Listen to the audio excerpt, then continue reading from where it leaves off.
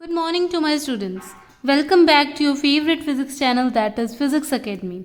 So let's start our second objective second of your HC Verma book. So let's start with first numerical. As you can see it on your screen, let's read it first. Because as you know बच्चा, सबसे पहले जब भी हम start करते हैं सबसे पहला स्टेप हमेशा यही रहता है कि हमें बहुत अच्छे से उस न्यूमेरिकल को पढ़ना है, क्योंकि जो हमारा क्वेश्चन है उसी में हमारे क्या है, सारे हिंट्स और सारा हमारा उसी में हमारा छुपा हुआ है.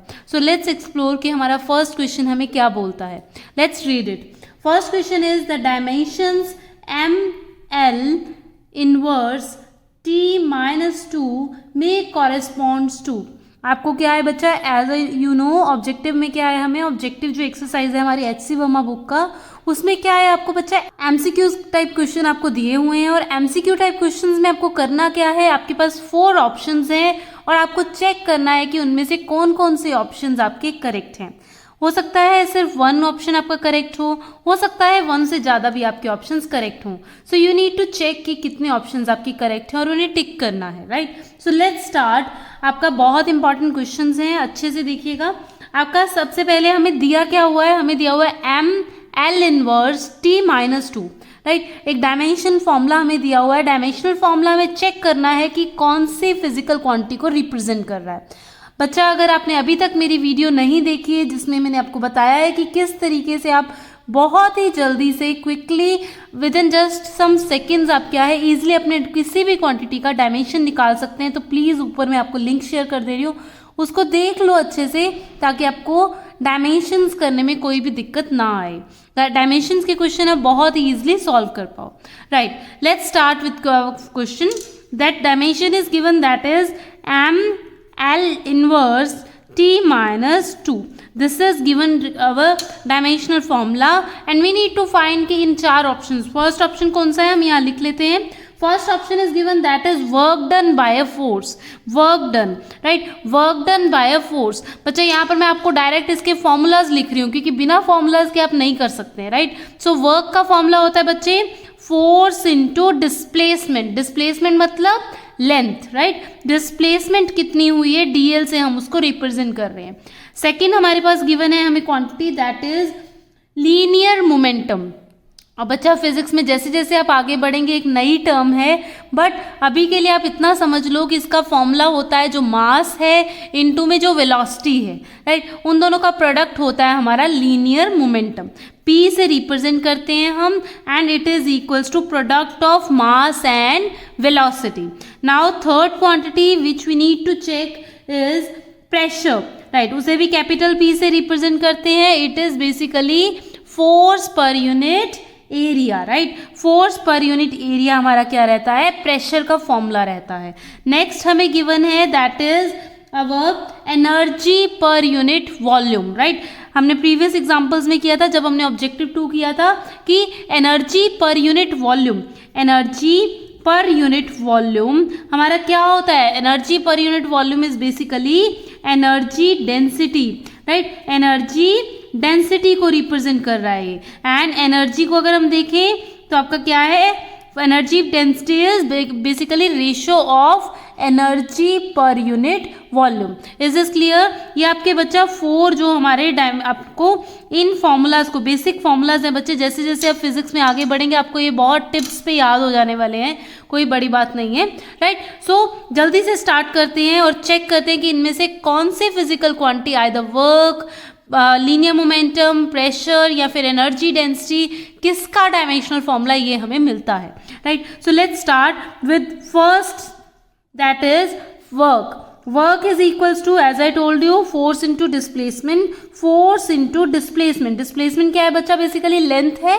राइट. सो इसको हम L से रिप्रेजेंट करते हैं, लेंथ से रिप्रेजेंट करते हैं. So work done is equals to क्या आ गया, फोर्स का डायमेंशनल फॉर्मूला लगा दो बच्चे, दैट इज, हमने काफी बार किया है ना, अब तो बिल्कुल याद हो गया होगा बच्चों को, MLT inverse. Right. Because force is equals to mass into acceleration. Right. Mass into acceleration का लगाओ, उनका प्रोडक्ट करो and you will get dimensional formula of force. Into में लेंथ है यानी कि उसका डायमेंशनल फॉर्मूला कैपिटल L आ गया.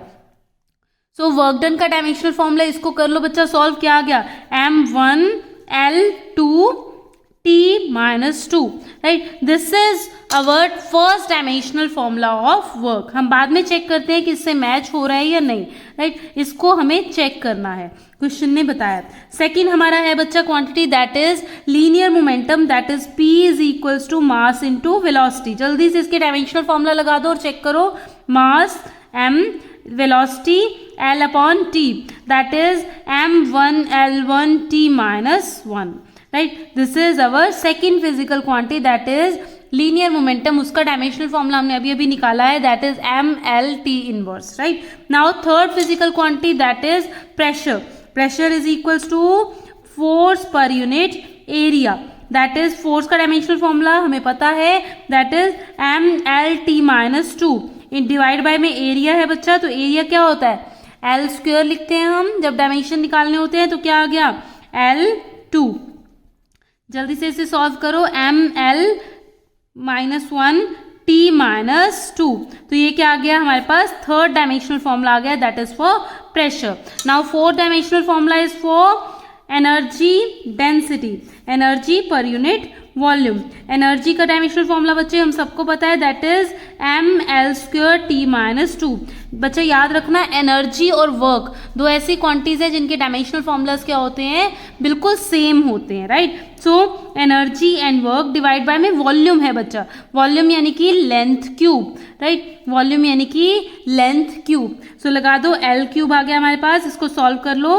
M L minus 1 2 plus minus 3 आएगा ना बच्चा, जब ऊपर जाएगा पावर, तो t माइनस 2.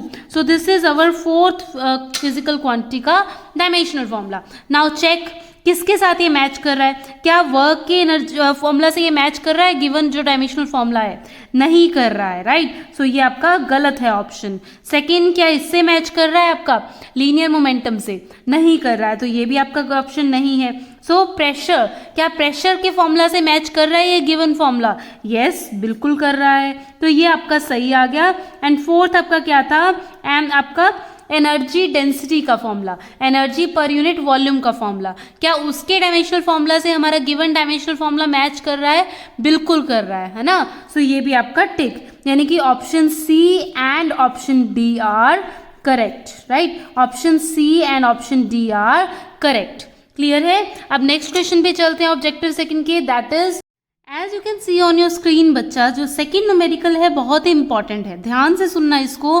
क्या है हमारे पास एक 4 स्टेटमेंट्स गिवन है और हमें बताना है कि कौन सी इनमें से करेक्ट स्टेटमेंट है, राइट? इनको बहुत अच्छे से बच्चे ऑब्जर्व करो. मैंने आपको डायमेंशंस जब हमने टॉपिक किया था, आपके पास वीडियो है बच्चा, आप यूट्यूब पे ही चेक करो उसको, मैं लिंक साथ में शेयर कर देती हूँ. तो उसमें आप अगर चेक करेंगे ना बच्चे, तो उसमें क्या है, आपको मैंने एक स्टेटमेंट बोला था जब हमने डायमेंशन किया था कि याद रखना कि जो भी आपकी स्टेटमेंट गिवन है, अगर उसके डायमेंशंस करेक्ट हैं, राइट? आई रिपीट, अगर उसके डायमेंशन करेक्ट हैं, यानी कि अगर वो डायमेंशनली कंसिस्टेंट है, तो जरूरी नहीं है कि वो फॉर्मूला क्या हो आपका, करेक्ट हो, फिजिकली भी वो फॉर्मूला आपका करेक्ट हो, राइट? कि फिजिक्स की लॉज को भी आपका फॉर्मूला वो आपका करेक्टली फॉलो करे, जरूरी नहीं है.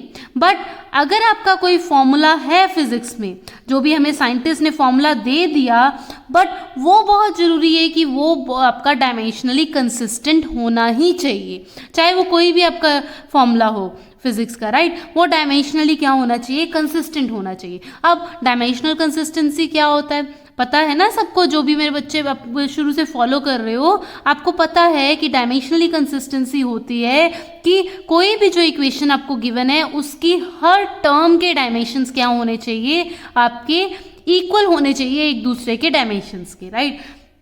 सो चेक करते हैं इस चीज़ को. हमारा फर्स्ट स्टेटमेंट वो क्या बोल रहा है बच्चा, कि एक जो डायमेंशनली करेक्ट इक्वेशन है वो करेक्ट हो भी सकती है और नहीं भी हो सकती. तो इसको आप जल्दी से कर लो. क्या है आपके पास, पार्ट 1, राइट? पार्ट 4 पार्ट्स में डिवाइड कर रहे हो, हम चारों का देखते हैं. पार्ट 1 हमें क्या बोल रहा है कि जो डायमेंशनली करेक्ट इक्वेशन है वो करेक्ट हो भी सकती है और नहीं भी हो सकती है. सो इसको हम देखते हैं. देखो, जैसे कि मैंने एक फिजिक्स का ही हमारा जो आपने काफ़ी बार यूज़ किया होगा वो स्टेटमेंट ले लेते हैं, that is S is equals to U T plus half AT square. अब ये स्टेटमेंट कौन सा है ना, काफ़ी बच्चों को ये पता होगा, तो जल्दी से मुझे आप जल्दी से कमेंट सेक्शन में बताइए कि ये स्टेटमेंट को क्या बोलते हैं हम फिजिक्स में, right. S is equals to UT plus half AT square, right. ये क्या है बच्चा, आपका डिस्प्लेसमेंट है is equals to initial velocity u into में time period t, 1/2 is a constant, a is acceleration and t is again our time period, right। अब now as I told you earlier, आपका dimensionally consistency हमें check करनी है equation की, and dimensional consistency होता क्या है कि हर टर्म जो भी है उसके डायमेंशंस क्या होने चाहिए, सेम होने चाहिए, राइट। इसमें 3 टर्म्स हैं, एक आपकी s है, एक आपकी ये है UT एंड एक आपका हाफ AT स्क्वायर है। सो जल्दी से इसके डायमेंशंस चेक करते हैं, दैट इज आप जल्दी से डायमेंशंस में पुट कर रही हूँ बच्चे। S is displacement, basically length है आपका, राइट। एक डायमेंशंस हमारे पास आ गए हैं, अगर बाकी के डायमेंशंस भी यानी कि सेम हुए, यही डायमेंशंस हमें मिले तो क्या आपकी डायमेंशनल कंसिस्टेंट होगी equation, right. So second term है हमारे पास इनिशियल वेलोसिटी इनटू में time period, that is L by में T इनिशियल वेलोसिटी इनटू में T, राइट। सेकेंड टर्म आ गई हमारे पास, इसके डायमेंशंस आ गए। नेक्स्ट हमारे पास टर्म है 1/2 AT स्क्वायर। 1/2 के कोई डायमेंशंस नहीं होंगे बच्चे, क्योंकि ये क्या है आपका नंबर है, नंबर्स के कोई डायमेंशन नहीं होते because it is very constant, right. So half के कोई डायमेंशंस नहीं है। A इज एक्सेलरेशन, एक्सेलरेशन के डायमेंशन अब तक याद हो जाने चाहिए, L upon T square into में T स्क्वायर ऑलरेडी है यानी कि T स्क्वायर, राइट। हमारे पास थर्ड टर्म आ गई बच्चा। नेक्स्ट अब चेक कर लो हर टर्म के डायमेंशंस क्या आए हैं, इनको सेट कर दो, क्या आ गया, T से T कैंसिल, L डायमेंशन आ गया सेकंड टर्म का भी, प्लस इसके डायमेंशंस क्या है, T से T स्क्वायर कैंसिल, L आ गया। So each and every term is having equal dimension, so ये क्या है, डायमेंशनली करेक्ट है आपकी इक्वेशन, डायमेंशनली कंसिस्टेंट है आपकी इक्वेशन, राइट। ये बात सही है, बट वो तो पूछ रहा है कि चल डायमेंशनली करेक्ट है आपकी इक्वेशन, क्या मे बी वो करेक्ट हो सकती है, फिजिकली वो करेक्ट हो भी सकती है। मे बी का मतलब क्या है कि करेक्ट हो भी सकती है और नहीं भी हो सकती है ना। सो ये हमने एग्जाम्पल 1 लिया। फर्स्ट पार्ट को ही समझने के लिए हम एक और एग्जाम्पल लेते हैं। अब अगर मेरे पास कोई स्टेटमेंट गिवन है, अब कोई भी इक्वेशन दे सकता है ना वो, अगर मान लो ये वाली इक्वेशन गिवन है UT प्लस AT स्क्वायर, इसमें हमने क्या किया बच्चा, हमने हाफ को कट कर दिया। हम सबको पता है कि फिजिक्स में हम इस इक्वेशन को यूज करते हैं, कहाँ यूज करते हैं और इस इक्वेशन को क्या कहते हैं वो आप लोग मेरे को कमेंट सेक्शन में बताओगे, है ना।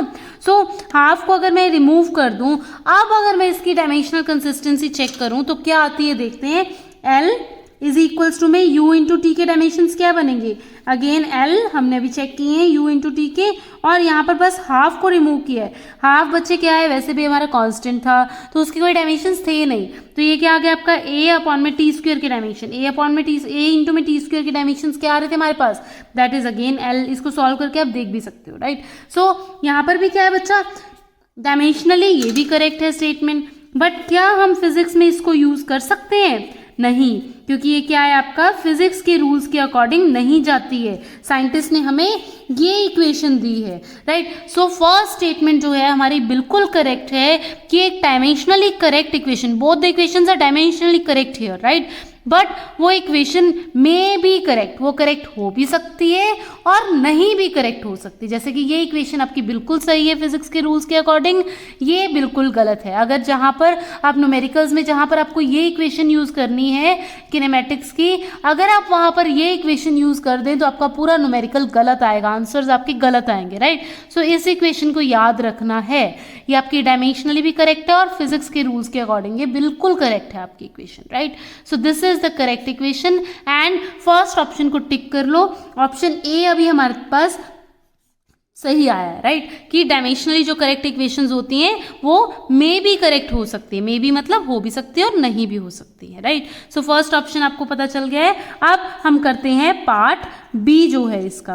पार्ट बी हमें क्या पूछ रहा है बच्चा कि एक डायमेंशनली जो करेक्ट इक्वेशन है वो मे बी इनकरेक्ट भी हो सकती है। बिल्कुल सही बोल रहा है बच्चा, हमने अभी देखा, राइट। ये डायमेंशनली करेक्ट है इक्वेशन, जो हमने सेकंड एग्जांपल लिया था अपनी तरफ से, है ना, डायमेंशनली करेक्ट है, बट वो क्या है आपका रॉन्ग है फिजिकली, राइट। फिजिकली क्या है आपका, रॉन्ग है, इनकरेक्ट इक्वेशन है ये आपका, है ना। अगर आप ये वाली इक्वेशन लगा दोगे अपने वेरियस न्यूमेरिकल्स में इसकी जगह तो वो गलत हो जाएंगे, राइट। सो ये क्या है, फिजिकली रॉन्ग है। तो ऑप्शन बी भी क्या है आपका, बी भी आपका करेक्ट ऑप्शन है, राइट। नाउ चेक करते हैं हम पार्ट सी जो है आपका सेकेंड न्यूमेरिकल का ही क्या है आपका, एक डायमेंशनली इनकरेक्ट इक्वेशन। अब एक ऐसी इक्वेशन ले रहा है जो डायमेंशनली गलत है, मे बी करेक्ट। वो इक्वेशन करेक्ट हो सकती है क्या, चेक करते हैं हम। कैसे चेक करेंगे, कोई भी इक्वेशन का एग्जांपल लेते हैं। जैसे कि मैंने एग्जांपल लिया यहाँ पर v is equals to U plus A T square, right. ये एग्जांपल ले लिया हमने। अब इसको चेक करो, डायमेंशनली कंसिस्टेंसी चेक करेंगे ना इसकी। क्या है यहाँ पर, v is our final velocity, u is initial velocity, a is acceleration, t is time period. So check कर लो आपका v वेलोसिटी, चाहे वो फाइनल हो चाहे इनिशियल हो, कोई भी टाइप की वेलोसिटी, उसके डायमेंशंस क्या होंगे, l upon t, right, is equals to l upon t, right, plus l by में t स्क्वेयर इंटू में t स्क्वेयर, राइट। इसको अगर हम काटें तो क्या आ गया आपके पास, L T inverse first term के dimension is equals to L T inverse second term के डायमेंशन प्लस इसके डायमेंशन क्या आ गए, एल। सो ये क्या है बच्चा, ये आपका गलत आ गया ना बच्चा, थर्ड डायमेंशन आपका इनकरेक्ट है, अलग है थोड़ा सा। तो इसका मतलब ये इक्वेशन आपकी डायमेंशनली क्या है, कंसिस्टेंट नहीं है, डायमेंशनली इनकरेक्ट है आपकी इक्वेशन। ध्यान रखना है, इनकरेक्ट है आपकी ये इक्वेशन, राइट। अब डायमेंशनल इक्वेशन है तो क्या हो सकते हैं, वो तो हमेशा गलत ही होगी। डायमेंशन जब तक नहीं आपके मैच होते, कंसिस्टेंट नहीं आती इक्वेशन, तो क्या है, हमेशा इनकरेक्ट ही होगी। सो इससे हमारा जो सी ऑप्शन है और जो डी ऑप्शन है दोनों आपके क्या है, आपके प्रूव होते हैं। सी ऑप्शन क्या है इसमें, रॉन्ग है। कोई भी जो फिजिकल इक्वेशन है बच्चा, जो आप फिजिक्स में यूज कर रहे हो, वो क्या होनी चाहिए, डायमेंशनल कंसिस्टेंस होनी ही चाहिए, राइट। जबकि ये सी ऑप्शन आपको क्या बोल रहा है कि जो डायमेंशनली इनकरेक्ट है इक्वेशन वो करेक्ट हो सकती है, मे बी करेक्ट हो सकती है, नहीं हो सकती है, राइट।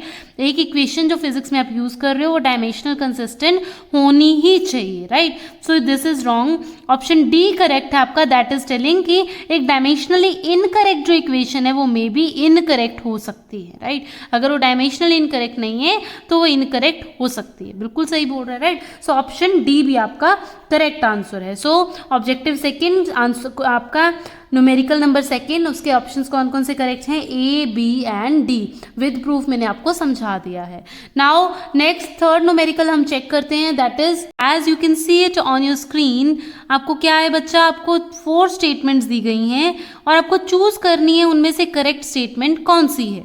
चेक करते हैं, फर्स्ट स्टेटमेंट से चेक करते हैं बच्चे। हमारे पास फर्स्ट स्टेटमेंट गिवन है, that is all the quantities may be represented physically in terms of base quantities। जब भी बच्चे ऐसे क्वेश्चंस दिए होते हैं तो उनको तसल्ली से पढ़ो, राइट। ये अपना 30 सेकेंड्स 15 सेकेंड्स उस क्वेश्चन को पहले पढ़ने में लगाओ, क्योंकि जब तक आप उस क्वेश्चन को समझोगे नहीं, आप उसका आंसर कैसे दोगे, नहीं दे सकते, या फिर गलत दोगे आंसर, है ना। तो उसको पहले तसल्ली से उसको समझने में कोई भी भाग दौड़ मत मचाओ, राइट। सो सबसे पहले समझते हैं फर्स्ट क्वेश्चन कि ऑल क्वांटिटीज, जितनी भी हमारी फिजिक्स में फिजिकल क्वांटिटीज हैं, may be represented dimensionally in terms of the base quantities. Yes, बिल्कुल सही बोल रहा है। जितनी भी फिजिकल क्वांटिटीज हैं, चाहे वो बेस क्वांटिटीज हो चाहे वो डिराइव्ड क्वांटिटीज हो, राइट। 2 ही क्वांटिटीज है ना, फंडामेंटल क्वांटिटीज या जिसे हम बेस क्वांटिटीज बोलते हैं, and second type is our derived quantity. तो वो बोल रहा है कि जितनी भी फिजिक्स में क्वांटिटीज हैं उनको हम डायमेंशनली रिप्रेजेंट कर सकते हैं in terms of base quantities. Yes, बिल्कुल कर सकते हैं। जैसे कि हम वेलोसिटी का एग्जांपल लेते हैं, वेलोसिटी को हम क्या लिख सकते हैं dimensionally, L T inverse, right. Force का एग्जांपल लेते हैं, फोर्स को हम क्या लिख सकते हैं, M L T inverse, right. इस तरीके से जैसे कि फोर्स को हम क्या लिख सकते हैं, M L T minus 2, right. Just like this, जितनी भी हमारी फिजिक्स की क्वांटिटीज हैं, चाहे वो डिराइव्ड क्वांटिटीज हो चाहे वो बेस क्वांटिटीज हो, बेस क्वांटिटी जैसे कि टाइम है उसको हम कैपिटल टी से रिप्रेजेंट करते हैं, टेम्परेचर है उसको हम केल्विन कैपिटल के से रिप्रेजेंट करते हैं, करंट है उसे हम कैपिटल ए से रिप्रेजेंट करते हैं, राइट। या फिर कोई डिराइव्ड क्वांटिटी है जैसे कि आपका मोमेंटम है, राइट। मोमेंटम को हम MLT इनवर्स से रिप्रेजेंट करते हैं। सो इस तरीके से आप क्या है डायमेंशंस जो हैं उनके बेस क्वांटिटी में किसी भी आप चाहे वो डिराइव क्वांटिटी है चाहे वो आपकी बेस क्वांटिटी है उसको बेस क्वांटिटी की फॉर्म में आप रिप्रेजेंट कर सकते हैं। So option A is absolutely correct, right. Now next option को ऑब्जर्व करते हैं, क्या बोल रहा है वो हमें।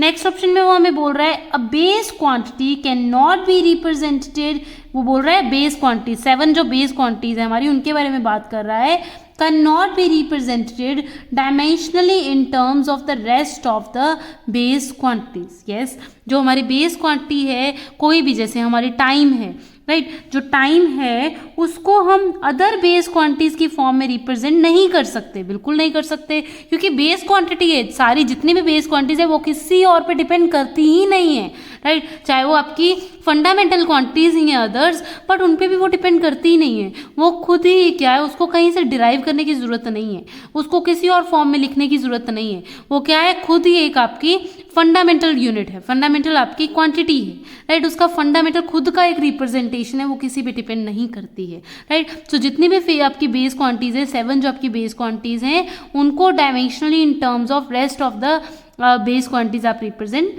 नहीं कर सकते, कैन नॉट बी रिप्रेजेंटेड, वो यही तो बोल रहा है। So it means option B is also correct, right, option B is also correct, right. Now option C देखते हैं। ऑप्शन सी क्या है आपका, ऑप्शन सी आपको बताता है the dimensions of the base quantity, वो क्या बोल रहा है किसी भी बेस क्वांटिटी के जो डायमेंशंस हैं in other base quantity is always zero.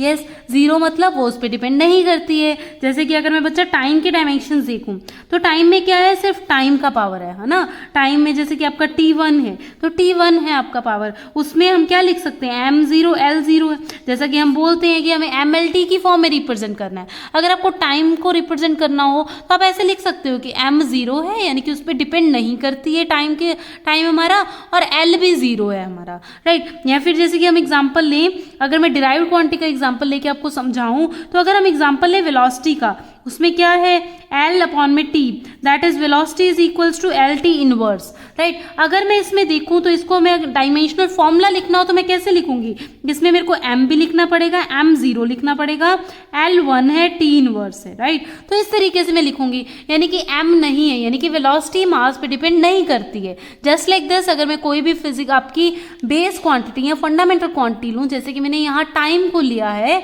तो उसमें हमारे पास क्या है बच्चा, M भी 0 रहेगा और L भी 0 रहेगा, वो मास और लेंथ पे डिपेंड नहीं करती है, वो सिर्फ बेस क्वांटिटी है तो सिर्फ खुद पे ही डिपेंड करती है, वो इंडिविजुअल है, किसी चीज़ पे डिपेंडेंसी उसकी नहीं है, राइट। तो ये बिल्कुल सही ऑप्शन है आपका ऑप्शन 3 की जो डायमेंशंस है बेस क्वांटिटी के किसी और बेस क्वांटिटी में वो क्या रहेंगे, हमेशा 0 रहेंगे। सो करेक्ट ऑप्शंस में ऑप्शन सी भी आपका आ गया है। ऑप्शन 4 क्या है आपका बच्चे, देखते हैं। जो dimensions of a derived quantity is never zero in any base quantity, ये क्या बोल रहा है कि आपकी कोई भी जो डिराइव्ड क्वांटिटी है उसके जो डायमेंशंस है, जैसे कि बच्चा मैं देखूं v is equals to L upon T velocity है, राइट। अब वो क्या बोल रहा है कि जो डायमेंशंस हैं बेस क्वांटिटी, ये डायमेंशनल फॉर्मूला है बेस क्वांटिटी का, राइट। इसमें वेलोसिटी है आपका is equals to L upon T है, right, is never zero in any base quantity. So ये बिल्कुल रॉन्ग स्टेटमेंट है बच्चे। वो क्या बोल रहा है कि जो आपके डायमेंशंस है बेस क्वांटिटी में, आपके जो डिराइव क्वांटिटी के डायमेंशंस है वो कभी भी जीरो नहीं होते। अरे बेस क्वांटिटी पर डिपेंड नहीं करती, वो डिराइव्ड क्वांटिटी पे क्यों डिपेंड करेगी, है ना, वो तो खुद ही फंडामेंटल क्वांटिटी है, वो नहीं डिपेंड करती किसी पे। और ये उल्टा बोल रहा है कि जो हमारी आपकी इसकी स्टेटमेंट के अकॉर्डिंग कि आपकी जो बेस क्वांटिटी के डायमेंशंस हैं उसमें आपकी जो आपका डिराइव्ड क्वांटिटी के डायमेंशन 0 नहीं होते, नेवर 0।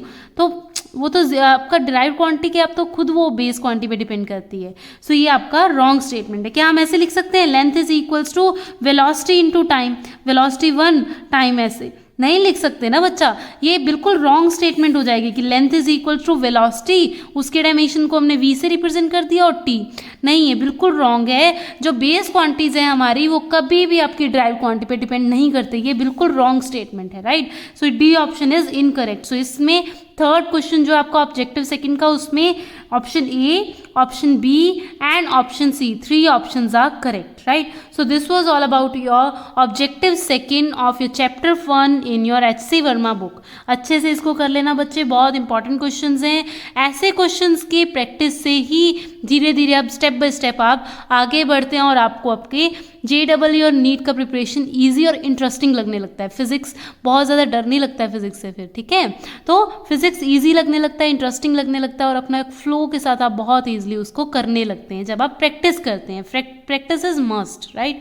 सो जल्दी से ऐसे इंपॉर्टेंट वीडियोस के लिए मेरे चैनल को सब्सक्राइब कर दो, क्योंकि उसमें बहुत सारे फ्री कोर्सेज आने वाले हैं जो आप बहुत ही ईजिली, जिससे आप घर बैठे बैठे अपना JEE और नीट का पेपर बिल्कुल फ्री में आप क्लियर कर सकते हैं, राइट. Thank you.